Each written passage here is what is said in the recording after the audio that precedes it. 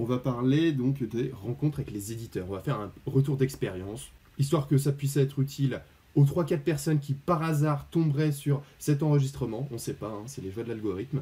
Alors, comment est-ce que ça va le sans nom? Ça va très bien. Petite question. Tu as rencontré combien d'éditeurs? Du coup, moi j'avais pris 2 rendez-vous pour 2 éditeurs différents, pour 2 maisons d'édition différentes. Je crois qu'on pouvait en prendre jusqu'à 3. J'avais que deux maisons d'édition qui m'intéressaient, j'ai pris que 2 rendez-vous pour laisser de la place aux autres. En fait, c'était du coup la première fois de rencontrer en même temps, au même endroit, des éditeurs. Le Lyon BD, la rencontre pro du Lyon BD, j'avais déjà faite l'an dernier, ce qui m'avait permis de voir 2-3 détails, 2-3 petites choses de ci, de là à ajuster et à adapter pour cette année. Donc en fait, le plus simple, ça va être de commencer par les inscriptions qui sont tombées en avril. En fait, c'est des informations qu'on retrouve donc sur les réseaux sociaux, essentiellement donc le Facebook du Lyon BD sur la page où tu as un Google Forms où en fait tu t'inscris et une fois que tu t'es inscrit, tu es dans la mailing list. Parce que moi personnellement, si tu m'avais pas prévenu, je l'aurais jamais su qu'il y avait où trouver l'information pour ce Google Form. Donc il faut vraiment chercher l'info pour pouvoir avoir les inscriptions. C'est sur leur réseau. En fait, j'ai l'impression qu'à partir du moment où tu es inscrit, que tu t'es déjà inscrit une année, ensuite tu es dans leur liste de mails qu'ils envoient. Parce que du coup, cette année, j'ai pas eu besoin d'aller faire la petite fouine sur leur Facebook. J'ai directement reçu le mail, début avril, du coup, pour juin. Ouais, il faut s'inscrire à leur newsletter, quoi. Ouais, j'ai eu un peu cette expérience-là cette année qui s'appelle Festival d'Angoulême, où en gros, c'était assez caché, on ne savait pas quand est-ce que les inscriptions allaient être ouvertes. Et quand j'ai découvert que c'était ouvert, il y avait déjà plus de place. Donc il vaut mieux s'y prendre à l'avance pour chercher des inscriptions. Ouais. Je pense que quelque chose comme 2 mois à l'avance, c'est le minimum, quoi.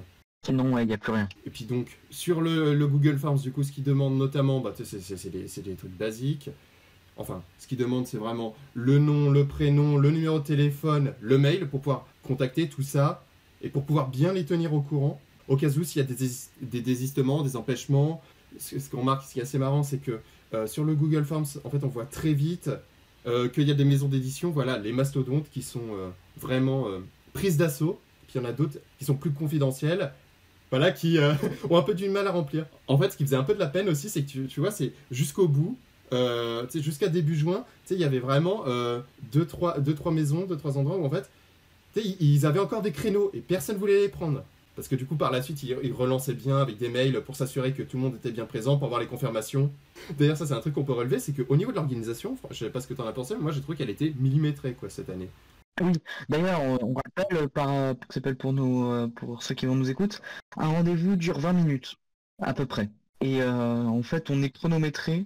Du coup, au bout de 18 minutes, il y a une petite clochette qui sonne pour rappeler aux éditeurs que qu'on va bientôt échanger. Et qu'on doit dégager. Donc oui, t'as pas le temps, tu dois présenter vite, et du coup, si tu es en retard, ta place peut sauter. Faut bien prendre ça en compte, donc ne soyez pas en retard. Sinon, c'est foutu pour vous. Tu sais, parce que c'était beaucoup plus millimétré par rapport à l'an dernier, où au final, donc j'avais ces 2 créneaux, et en fait, les créneaux, au final, ils se sont inversés à cause des retards sur des retards, ce qui a fait qu'après, j'ai failli manquer mon train, enfin bon. Ah putain. En fait, ce qui est marrant, c'est que l'an dernier, du coup, c'était pas dans le même lieu et ça tenait plus en fait limite d'un oral du bac. En fait, ça ressemblait plus à ça en fait, au niveau de la forme, au niveau des lieux et tout. Enfin bon. Alors que là, ça faisait beaucoup plus, on va dire, pro, même tu sais, tout le décorum. Ah ouais, ça, le décorum, c'était un truc quand même. Et puis, juste ça m'a terminé là, le coup de la petite clochette avec l'annonce. Ah, là, alors on va vous appeler avec une clochette, pardon. Mais attends, et puis il y a aussi un autre truc. T'arrives devant le bâtiment, il y a donc des bénévoles super sympas, tu sais, qui t'accueillent, qui te font émarger. Très professionnel. Et puis ensuite, qui te refilent un petit bracelet, tu sais, pour que tu puisses gambader. D'ailleurs, ça m'a terminé. Bon, c'est vraiment du détail. Tu sais, à force, t'étais devenu pote avec le vigile, quoi. À force de passer et tout. Ah mais ça, mais il était sympa, il était sympa. Et puis de toute façon, il vaut mieux se faire copain avec les vigiles que se les mettre à dos. C'est ça. Enfin bon. Non, du coup, attends, on a un peu dérivé. On parlait de l'organisation. L'organisation était vraiment très professionnelle. Les bénévoles étaient très sympas. Franchement, rien à redire sur ça. Et puis aussi, un autre truc tout con. Tu sais, au moment d'émarger, tu sais, il te pose la question, tu sais, toute candide. Vous êtes auteur? Sauf que, tu sais, pour la plupart, en fait, au niveau de la sociologie, si on fait les gens sociologues, en fait, c'était tous des gens, en fait, à peu près, tu sais, dans notre tranche d'âge, tu sais, des vingtenaires, tu sais, soit en école, graphisme, illustration, soit au sortir d'école et tout, ou tu sais, des purs autodidactes, mais bref, pratiquement que des vingtenaires, quoi. Et c'est vrai que là, on était en mode waouh, auteur. Oui, oui, c'est ça. Oh. Alors que t'as jamais signé et tout. Tu sais, au mieux, t'as fait de l'auto-édition, enfin bref. Ouais. Bon, ça flatte mon ego, donc moi ça me va. Mais c'est vrai qu'au début, j'étais en mode. Ah oui, oui. Ah, mais t'auras remarqué que les personnes juste avant nous, tu sais, à la question vous êtes auteur, tu sais, il y a eu un blanc. Ouais, on a tous bégayé devant. Tu sais, parce que malgré tout, auteur, tu sais, il y a vraiment le statut, quoi. Ouais, on a la petite couronne avec le pinceau fourni. Alors du coup, comment ça se déroule tout ça? Donc on émerge, on signale notre présence. Déjà, ça c'est un gros truc. Il y a une liste où on signale notre présence un petit peu avant pour bien dire qu'on va avoir ce rendez-vous-là. Et puis ouais, et ça, ils insistent bien sur le fait d'être en avance, bien en avance, hein, pour le coup des désistements. Parce que sinon, ils donnent ta place avec quelqu'un d'autre. Ouais. Ah oui, oui, oui, tu sais, sans pitié. C'est... Tu sais, tu te rappelles, à un moment, tu sais, il y avait pratiquement une vente aux enchères, tu sais, pour rencontrer Delcourt, si tu te rappelles bien. Oui. Tu sais, où il y avait 3 personnes qui étaient là en mode « Ah, Delcourt, ouais, je veux !» Tu sais, c'était vraiment... Mais tout le monde faisait quoi. Oui, oui, oui. Ah oui, non, mais c'est sûr, attends. Mais c'est vrai que j'avais discuté aussi avec les qui s'appellent les bénévoles, Ouais. mais il y a une personne qui a réussi à prendre 8 rendez-vous du coup. Oh putain. Comme ça. Mais ça en plus, t'es pas censé. Par contre, ce qu'il y a noté, c'est que donc on pouvait s'inscrire soit solo, si on a un projet solo, soit en fait en groupe, si par exemple il y en a un qui est scénariste, un autre qui est dessinateur. Et moi, du coup, c'était la configuration qu'on avait choisie voilà, pour un projet. Je te propose qu'après on parle des projets. Ouais. Et puis j'imagine que tu sais, passer 3 personnes, bon, tu sais, ça doit commencer à faire un peu trop. Ah mais ça, je pense pas qu'ils avaient prévu toutes les choses. Un des derniers rendez-vous, enfin non, pas un des derniers, le dernier rendez-vous.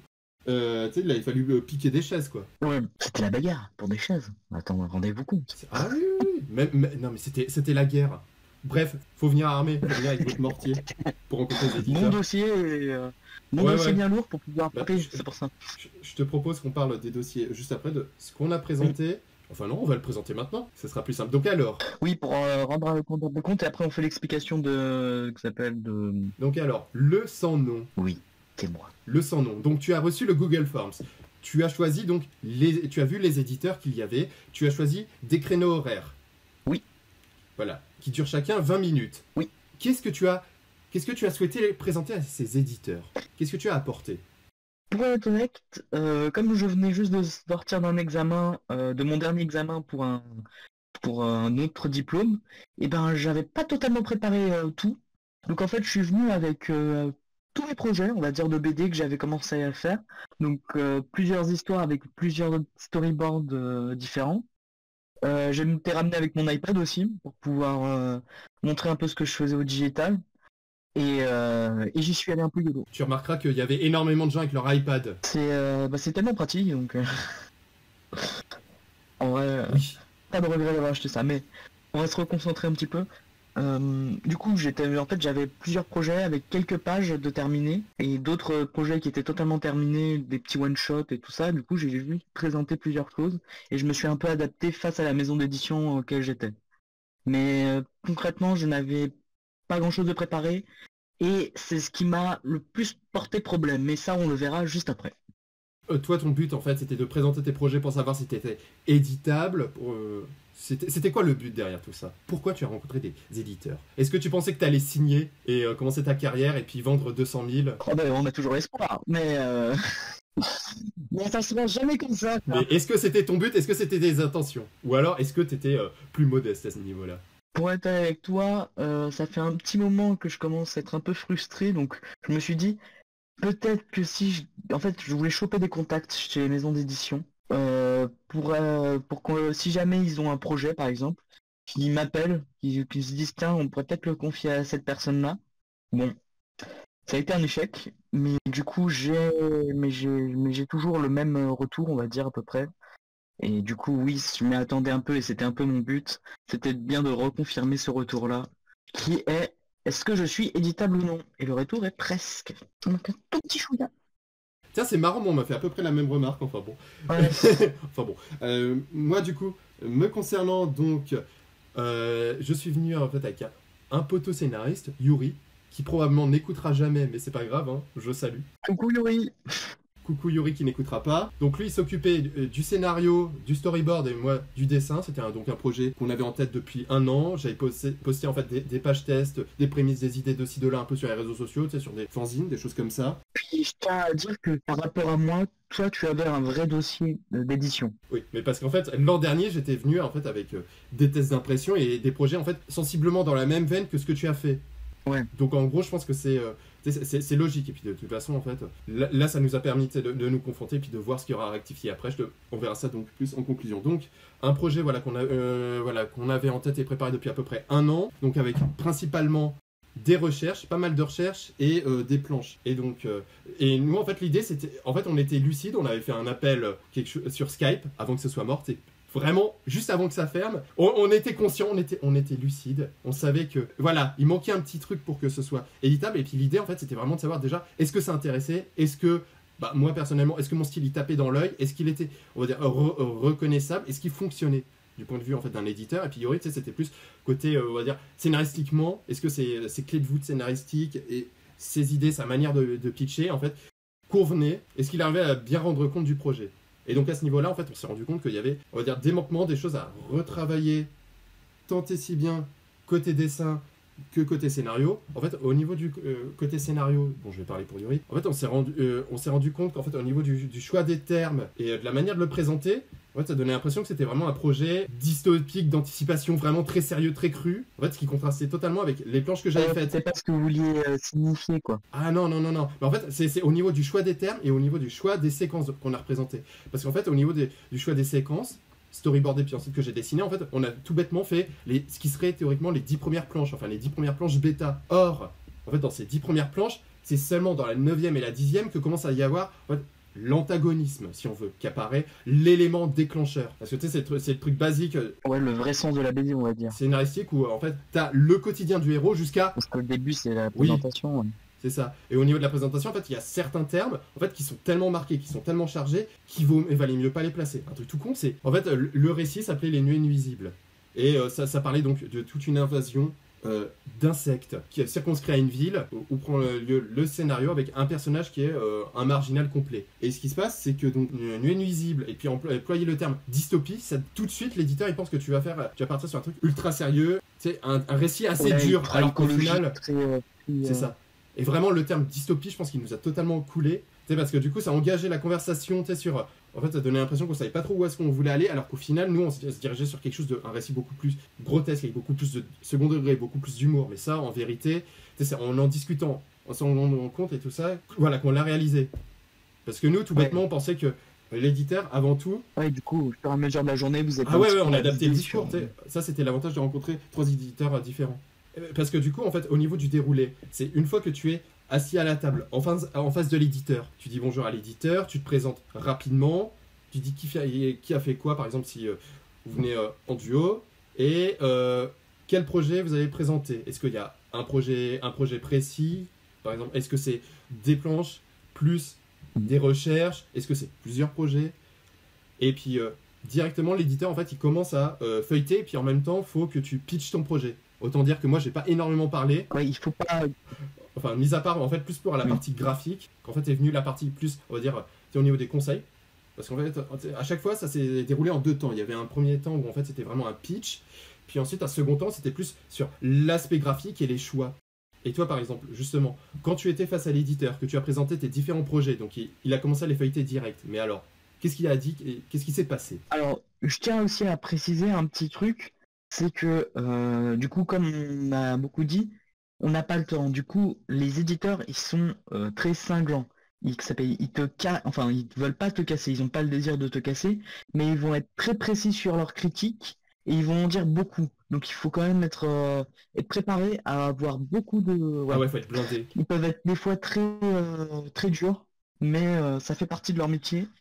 Et ça permet aussi d'aller plus directement. Donc moi du coup j'ai fait mon premier rendez-vous le matin et moi comme j'avais plusieurs projets, je les laissais un peu feuilleter et je regardais ce qu'il regardait, je lui expliquais un peu en même temps du coup l'histoire de ce projet précisément qu'il était en train de regarder. Et après, moi, j'ai eu plus des retours, bah, justement, parce que j'avais pas un vrai dossier, donc c'était pas, ils pouvaient pas me faire enfin, je pense qu'on pouvait me faire des retours aussi scénaristiquement et plus sur le projet en lui-même, mais il a préféré plutôt se tourner vers le technique. Donc tout ce qui est, Mais est-ce que... ouais.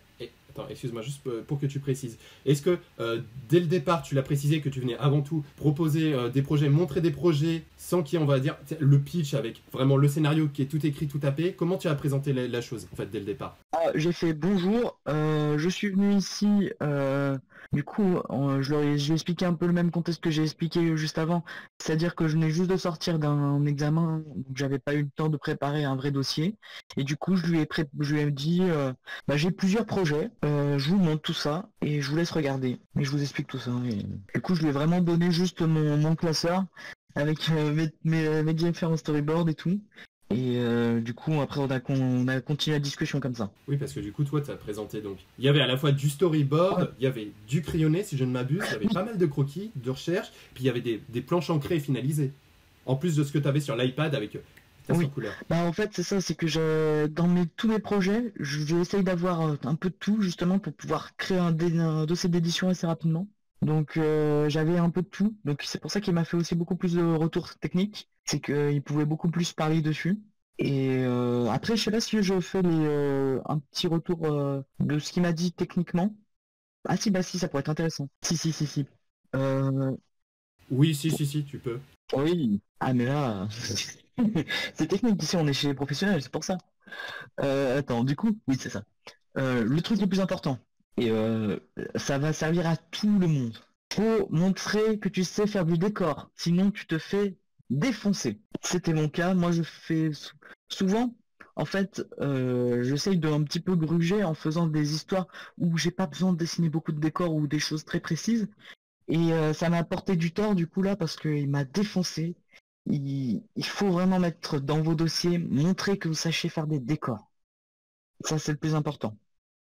Euh, Ensuite, pour un retour un peu plus précis, moi, on m'a dit, et puis c'était aussi une des choses que je sais aussi bien faire, c'est que en termes de mise en page et de composition de la page, je suis bon, c'est bon, je sais, en fait, je sais faire de la bande dessinée. Il me reste plus que le côté professionnel. C'est-à-dire que mes planches sont encore un peu maladroites en termes d'ancrage, en termes de comment je fais mes cases. Par exemple, sur beaucoup de mes BD, j'utilise pas la règle pour faire mes cases. Et ça, c'est un des reproches, même à Angoulême, on me l'a fait aussi. Ouais, c'est ça, en fait, ils veulent des trucs droits, donc... Oh là là. Non, mais c'est pas comme si Sfar, il les traçait jamais ces cases. Hein. Non, mais après, on n'a pas du tout le même style avec Sfar, donc... Oui, non, mais c'est ça, mais bon... c'est un peu les couilles, mais c'est vraiment ils font des détail, retours quoi. précis et durs, donc... Oui, Même si j'aurais bien voulu des retours sur le c'est coup. ça. Après, ouais, c'est vrai que ça dépend aussi du style en vérité. Parce que je pense qu'à mon avis, si t'es vraiment sur on va dire, un style réaliste précis, je pense que là, c'est beaucoup plus important d'avoir. Oui, en fait, c'est beaucoup plus important dans ce cas-là, en fait, d'avoir des tracés bien droits. Bah, comme moi, j'ai un peu le style Parce américain, que moi, ouais. justement, tu sais, moi, je trace jamais mes cases et j'ai pas eu de retour à ce C'est niveau-là. plus Pardon, dans je te laisse continuer, on va désolé. dire dans la scène BD française, un peu roman graphique comme ils appellent, où tu peux te permettre justement de libérer un peu tes cases, alors que moi j'ai un style qui paraît un peu plus américain, donc dans les comics, puis c'est toujours à la règle, donc je pense que justement ça a dû les tiquer un peu. Mais oui d'ailleurs aussi ça c'est l'autre éditeur qui m'a fait ce retour-là. Mais le deuxième rendez-vous, il vaut mieux montrer que tu sais faire du classique en termes de BD, c'est-à-dire que tu t'inscris vraiment dans les codes de la BD, que ce soit manga, comics ou BD européenne. Faut montrer que tu sais les maîtriser parce que sinon, si tu tentes un truc un peu de travers, si tu mets un peu le pied sur on t'essaye un peu d'innover, on te défonce tout de suite parce qu'on te dit ah, non mais tu te prends pour qui? Maîtrise d'abord les bases et après on verra. Bon, je suis pas tout à fait d'accord avec ça, mais je peux comprendre. Pour certains débutants, c'est vrai qu'il faut savoir maîtriser les bases, mais laissez-moi essayer des trucs, Zebbi. C'est ce que j'avais envie de lui répondre, mais bon. Mais d'ailleurs, en fait, tu sais, sur le coup, en fait, je crois que ça t'avait la même chose, c'est, tu as les critiques, tu sais, en continu, voilà, tu acquiesces, et en fait, c'est après, tu sais, en recogitant, où en fait, vraiment, en fait, sur le coup, tu entends les choses, et puis c'est qu'après, où en fait, vraiment, tu les comprends, tu vois où est-ce qu'ils voulaient en venir. Parce que moi, sur le coup, c'était oui, et puis c'est 5 minutes, 10 minutes après que en fait, du coup, je me refaisais la scène, justement, et puis que là, je voyais précisément là où il voulait en venir, ce qu'il avait voulu dire. Ouais. Après, on dit aussi beaucoup oui parce qu'on doit tanker et aussi parce qu'on n'a pas beaucoup de temps et qu'on veut avoir beaucoup de retours. Du coup, on accepte vite pour pouvoir qu'ils parlent plus sur nos travaux. Enfin, moi, c'est comme ça que je faisais. C'est que je concédais beaucoup pour pouvoir avoir le plus de retours possible. Ah oui, non, mais de même. En fait, il y a juste eu sur le dernier éditeur, mais en fait, c'était parce qu'en fait, on était son dernier rendez-vous, où là, on a eu en fait, beaucoup plus d'échanges, mais parce que vraiment, le type, c'était vraiment le GOAT, quoi. Ouais. Il a pris 15 minutes de plus, en gros, au lieu de que ce soit un rendez-vous de 20 minutes, c'était 35 minutes, où tu sais, vraiment, il a fait un retour super complet. Vraiment, en fait, je veux dire, la plupart des conseils, d'un point de vue graphique, c'est des choses que je vais expérimenter, que je vais bosser là, ça va être grâce à lui. Justement, pour préciser, moi, mon premier rendez-vous, c'était ton dernier aussi. C'était le même éditeur. Les meilleurs échanges que j'ai eus, c'est justement avec ceux qui te disent très clairement ce qui va pas et comment l'améliorer, de qui s'inspirer, qui aller regarder, qui travailler en fait, d'un point de vue graphique. Mais il était vraiment très sympa. Oui. Mais vraiment, ouais, ça dépend. Mais par contre, comme tu as pu le dire plus tôt, il faut savoir mettre son ego de côté. D'ailleurs, c'est une remarque que je m'étais faite aussi. Tu sais, en fait, c'était à part pendant les rencontres professionnelles, à part quand tu rencontres des professionnels, mais même en école d'art de graphisme, moi personnellement, j'ai toujours eu des retours positifs, mais même sur les réseaux sociaux, en postant un dessin et tout. Enfin, je veux dire, moi, je me suis jamais pris de tacle en mode ah, ma perspective elle est pas bien, oh, on comprend pas ce que fait le personnage. À la limite, ça peut être des petits trucs en privé, en MP, mais sinon, je veux dire, des retours aussi précis, aussi chirurgicaux, sinon, j'en ai jamais. Ouais. Et donc, ça change, mais en même temps, c'est bien. C'est parce que, ah, il est bien ton dessin, ah, il est joli, oh, c'est marrant. Oui. Ça fait plaisir pour l'ego, mais en face de toi. Voilà, tu sais pas quelles sont tes pistes d'amélioration, quoi. Parce que aussi, ça c'est une chose qui est super importante, c'est au niveau des éditeurs, il faut vraiment choisir des éditeurs qui correspondent à son style et à ce qu'on veut faire, et puis en fait avoir un style qui s'adapte à leur ligne éditoriale. Ça c'est super important, parce que ça sert à rien de se faire bâcher. Dans tous les cas, tu te feras bâcher. En fait, il y a aussi, parmi les maisons d'édition, des maisons d'édition qui font principalement du financement participatif pour pouvoir financer les albums. Je ne savais pas qui m'en avait, et je suis bien content de ne pas avoir pris rendez-vous avec eux. C'est marrant justement que ça se côtoie, et puis j'ai l'impression qu'il y avait quand même l'accent qui était mis là-dessus, parce que généralement en fait les noms qui te disaient vaguement quelque chose ou lointain, en fait c'est des noms que tu pouvais avoir vus sur Insta, par rapport en fait à des artistes que tu suis, mais que tu n'as pas nécessairement vu en fait dans les rayons, dans les Fnac, dans les librairies, dans les Momi Comics, etc. Et nous en vérité, en fait on s'est adressé à aucun éditeur qui fait du financement participatif, enfin qui a comme modèle économique principal le financement participatif. En fait, nous dans le style et dans la manière de faire, en fait, on essaye plus de faire du mainstream, quoi. Bah, moi je fais ce qui me plaît. Heureusement, c'est un peu dans du mainstream, mais en fait, au niveau de tes influences, par exemple.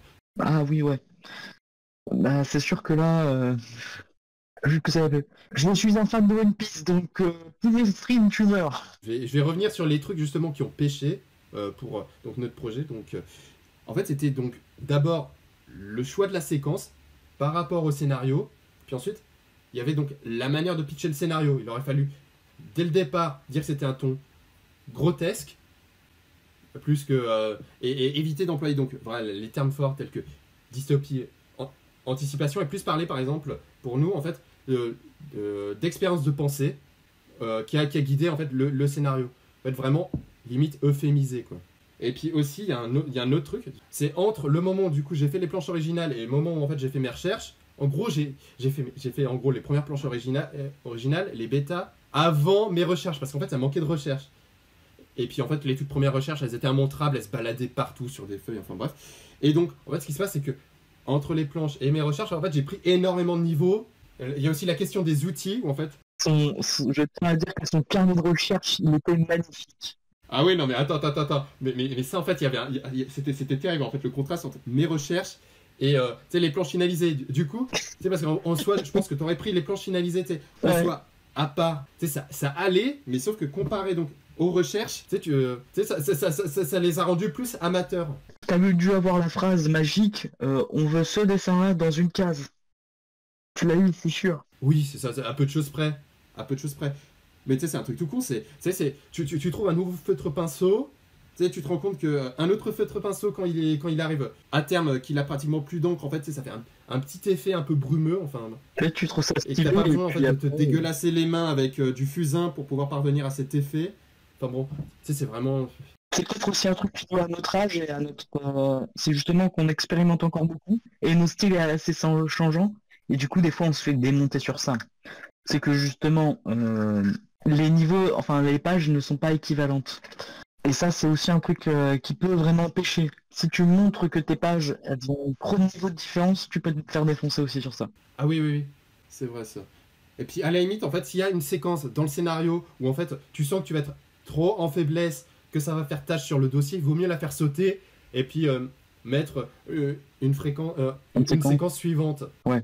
Toi, par exemple, toi, t'avais fait, en fait, t'avais commencé par le début de ta BD, C'est ça. en faisant les 10 premières pages. Mais toi, qu'est-ce que t'aurais voulu plutôt, enfin, qu'est-ce que là, maintenant, avec du recul, t'aurais dû faire une séquence de combat, par exemple, ou plus une séquence Alors de la fantasy séquence d'action. Ouais. Alors la séquence d'action, j'ai pas l'impression que c'était vraiment utile. À la limite, ça aurait dû plus être, ça se recoupe, mais de la course-poursuite. En fait, il y avait une case en particulier qui a pêché. C'est vrai qu'en la revoyant, en fait, c'était une perspective où tu as un personnage qui se montait dessus par un autre. En fait, elle était en deçà un peu du reste. Et puis aussi, tu voyais qu'en fait, en fonction des décors, il y avait beaucoup plus de maîtrise. Par exemple, en fait, aussi pourquoi on avait fait la première séquence, outre le fait qu'on commençait par le début, c'était parce que ça permettait de montrer plein d'environnements différents, notamment un supermarché, de la végétation, un peu de la foule, et quand même un petit peu d'action. Et en fait, ce qui se passe, c'est qu'au niveau de la végétation et tout ça, voilà, j'avais quelque chose voilà, qui se tenait, qui était bien, qui était voilà, florissant, même si en vérité, bon, il y aura encore des choses à retravailler, notamment sur les épaisseurs, mais ça c'est du détail. Mais par contre, en fait, sur la partie plus supermarché, il y avait des trucs qui pêchaient, des décors qui n'étaient pas nécessaires par endroit, et puis d'autres où en fait, tout n'était pas à l'échelle. Enfin bon. Ouais. Donc, L'urbain est très complexe parce qu'il faut savoir gérer la dose de Oui. proportion de détails que tu mets dedans et C'est tout. ça. C'est vrai que c'est un C'est ça, petit parce qu'en truc. fait, faut à la fois montrer plein de choses différentes à l'éditeur pour montrer que tu sais, bah, que tu sais faire rendre compte de plein d'environnements Ah oui, différents, mais en même temps, faut que ce soit des choses que tu maîtrises. Et donc à la limite, je pense que la parade la prochaine fois, c'est juste que c'est des trucs où je serai un petit peu plus en difficulté, que je les fasse bien plus à l'avance, et puis en plus, voilà, du carnet de recherche pour vraiment montrer que voilà, je bosse dessus et que ce sera au point. Mais bon, de toute façon, le prochain dossier, je sais à peu près ce qu'il faut faire, il sera tellement mieux que ce que j'ai montré là. Ce serait du béton armé. Là, Ah oui, s'il non, se mais- le prend dans la gueule, ça peut Non, mais faire parce qu'en mal. fait, c'est un truc tout con, mais nous, tu sais, du coup, comme on est jeune et qu'on a, en fait c'est exponentiel notre progression. Tu sais, il y a aussi un truc qui joue, tu sais, c'est s'ils voient que tu as du potentiel et qu'il y a encore des petites faiblesses, ils sont plus incités à voilà, relever ces faiblesses, attendre que tu bosses dessus pendant 6 mois, 1 an, et que tu reviennes en les ayant corrigés. En fait, lui, c'est son intérêt que tu débarques avec le truc le plus solide possible, quoi. Tu sais, tu sais, bon, Ouais, voilà. c'est ce qu'on a Oui. dit aussi. C'est prends-toi 1 ou 2 ans pour stabiliser un peu ton style et devenir pleinement professionnel. Parce que c'est ce petit presque Oui. là. C'est presque professionnel. Tu es presque. Mais c'est pas tout à fait ça Et encore. puis aussi, c'est pour. Et ça, moi je trouve ça très frustrant, mais Normal. c'est le jeu, on va Oui, dire. oui, parce que. Oui, en fait, parce que leur idée, c'est aussi que tu prouves que tu as constance, quoi. Que tu as une discipline, que le dessin, Ouais, voilà, ça c'est très voilà, important. que tu vas vraiment le bosser, que tu vas continuer, vraiment que c'est ton rêve, que tu tiens à le faire. Bon, pour ensuite, à l'arrivée, vendre 1000 albums et puis ne même pas rembourser l'avance sur droit, mais ça, c'est du détail. Mais c'est le début, c'est le début.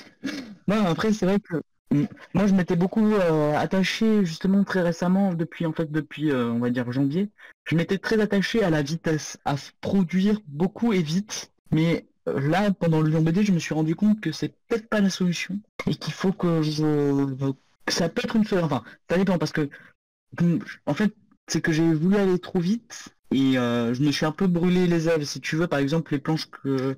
Après, là, c'est... Bon, il y a certaines planches que je t'ai montrées Mhm. que moi je suis pas fier parce que justement j'y suis allé trop vite pour moi et j'aimerais les refaire. Et du coup en fait j'ai perdu du temps sur ça. pareil, j'ai un peu sauté l'étape des croquis en ce moment, et du coup j'allais directement faire des croquis ou même directement à l'ancrage, et ça m'a fait perdre en qualité par exemple aussi. Mais en même temps, d'un autre côté, il y a aussi les habitudes de consommation. Parce que le lecteur aussi, je pense que ce qu'il recherche, c'est avant tout une grosse histoire, un peu une histoire fleuve, où en fait tu bombardes les pages, quoi, où tu es vraiment productif, où il a tous les 6 mois en fait son nouvel épisode.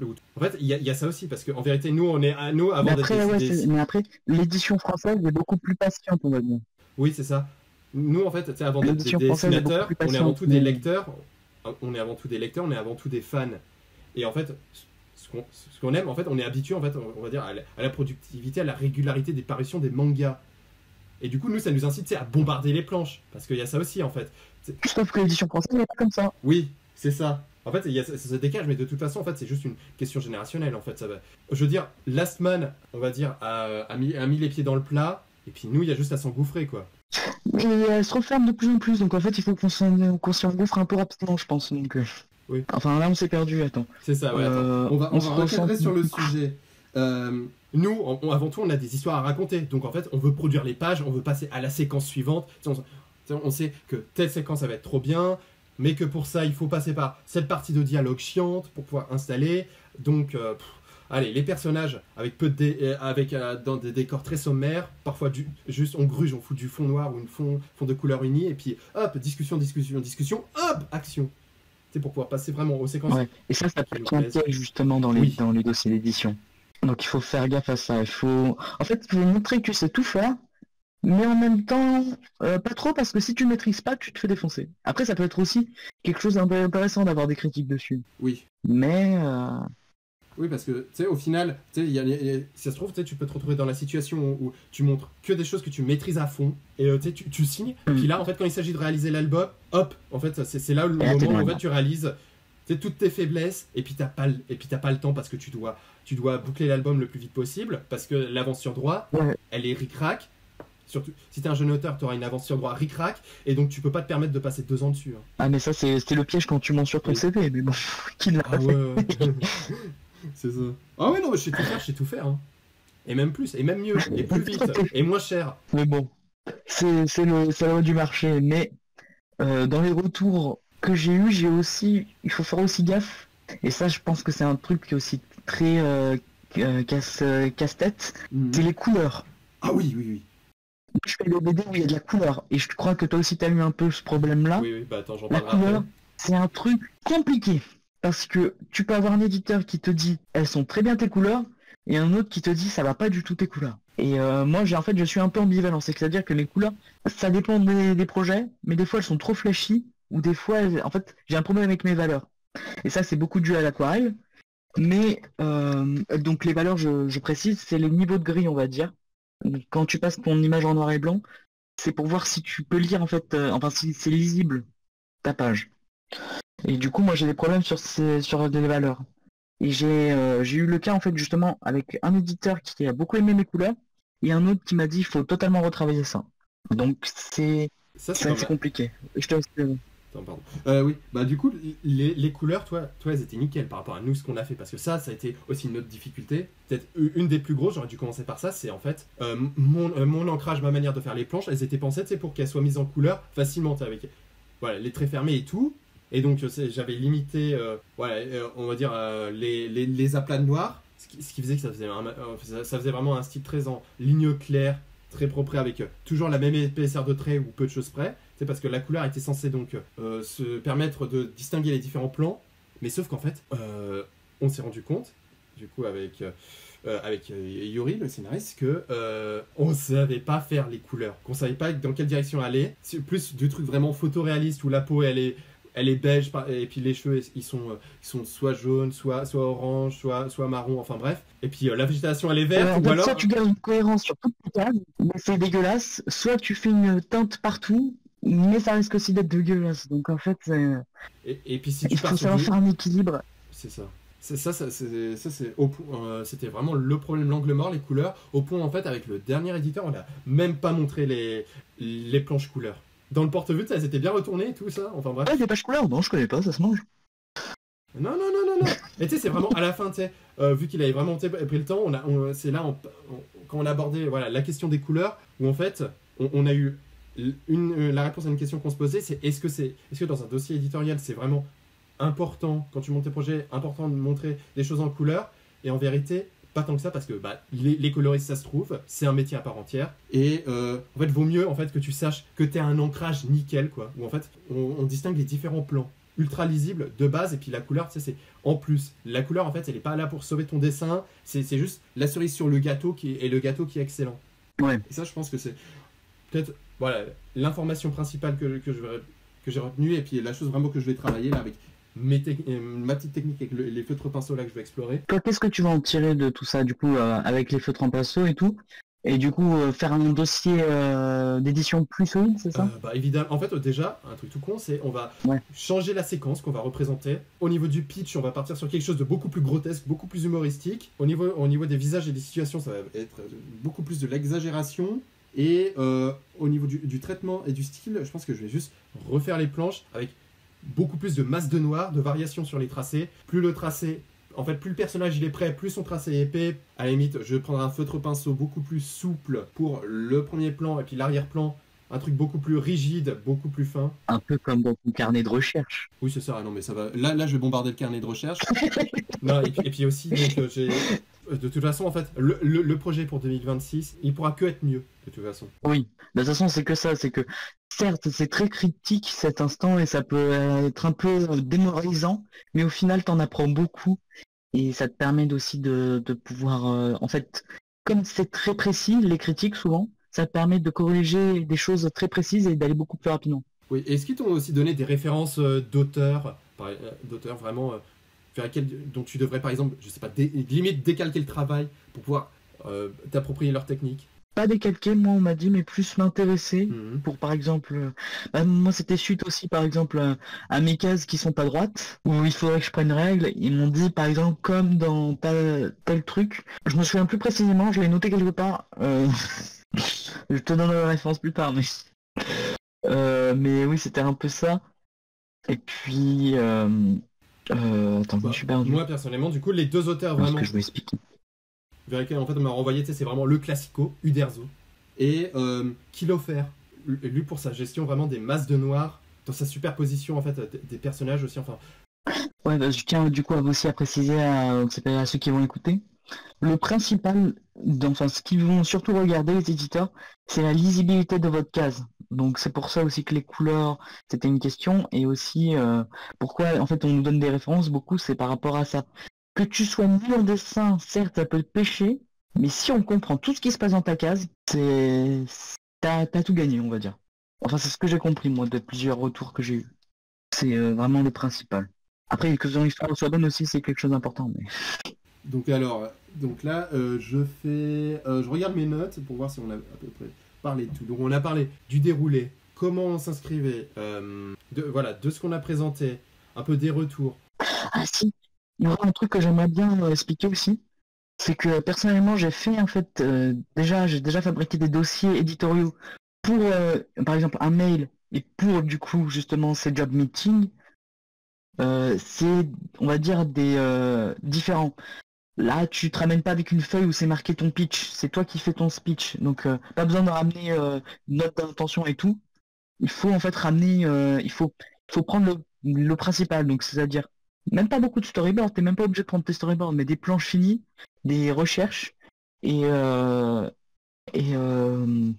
en fait, c'est ça, en fait, il faut prendre juste le principal. Il faut pouvoir montrer, en fait, ce que tu fais. Pas besoin, tu ramènes pas une feuille avec tout ce que tu as écrit dessus, en fait.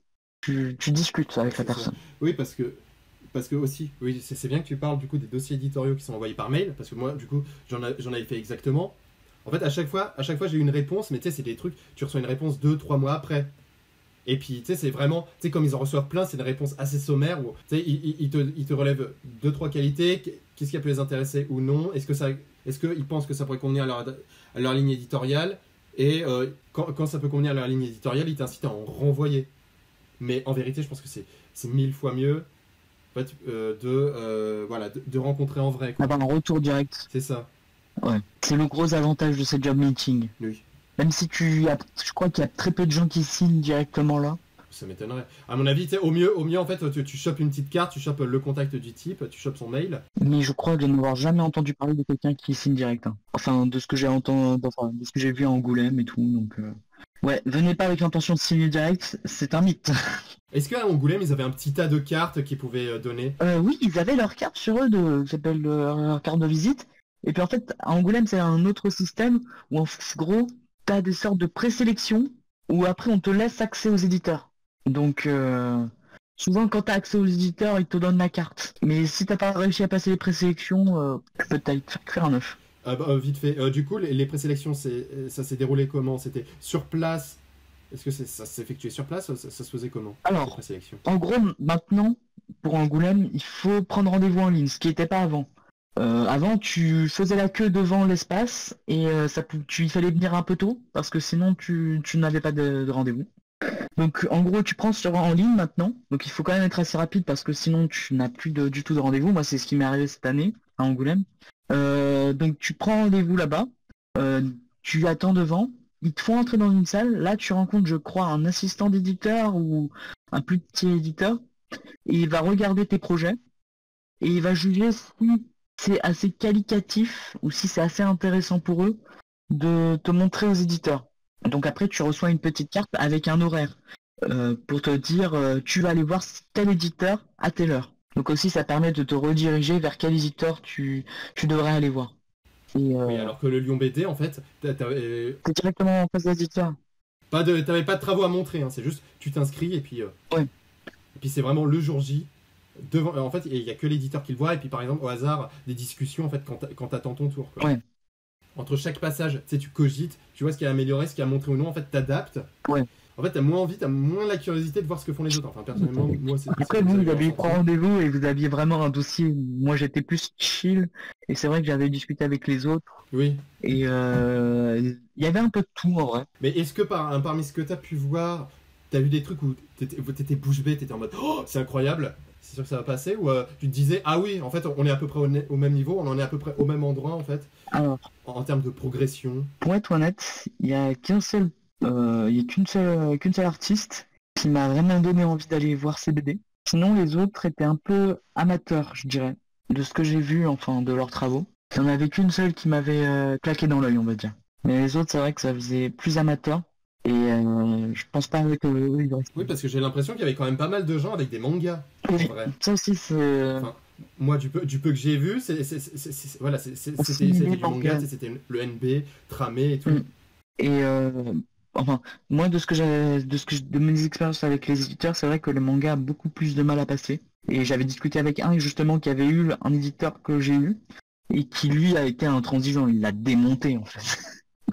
Justement parce que je pense qu'il a fait du manga et que c'était un peu amateur. Oh, ouais, c'est super casse-gueule. Mais je crois pas qu'il y avait En fait, tu sais, parmi les éditeurs qu'il y avait, je réfléchis, en fait, il y en a qui en fait ont une collection spéciale manga, mais c'était pas le cœur des rencontres, quoi. Et puis surtout, ce qu'on m'avait... Du coup, ce que j'avais... Avant tout, quand même, on était avant tout sur de la BD francophone, quoi. En fait, ce qui s'attendait à voir avant tout, c'était de la BD francophone, quand on retrace. Bah justement, j'avais discuté avec celui qui avait fait un truc bien manga. Lui, il était pas trop maison d'édition, il savait pas trop, du coup, il a mis à Delcourt. Mais ce que lui a dit Delcourt, c'est que en fait, eux, ils font que du manga japonais. C'est qu'ils vont pas te prendre parce que t'es un manga. Ils s'en branlent, du manga français. Et c'est vrai qu'il n'y avait pas des maisons d'édition qui étaient vraiment axées sur manga. Donc c'est plus complexe pour le manga, c'est sûr.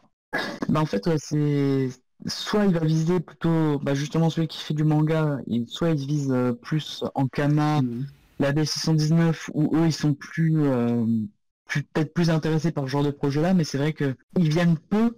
Ou enfin je les ai vus une fois qui s'appelle à Angoulême, enfin je les avais vus de loin, j'ai jamais pu avoir de rendez-vous avec Ankama ou Label 619 parce qu'en fait ils sont directement pris par justement ces gens qui recherchent, qui veulent faire du manga, parce qu'en fait il n'y a rien en France. Alors, du coup, je me tourne vers le sans nom, enfin vers sa pépé Discord. C'était une bonne expérience ou non? Qu'est-ce que tu en conclus? Ça fait mal à l'ego, sur le coup t'es lessivé, mais ça vaut le coup. Ça vaut le coup pour tous les retours qu'on a, pour la précision des retours, et parce qu'on s'améliore beaucoup plus après justement s'être fait lessiver.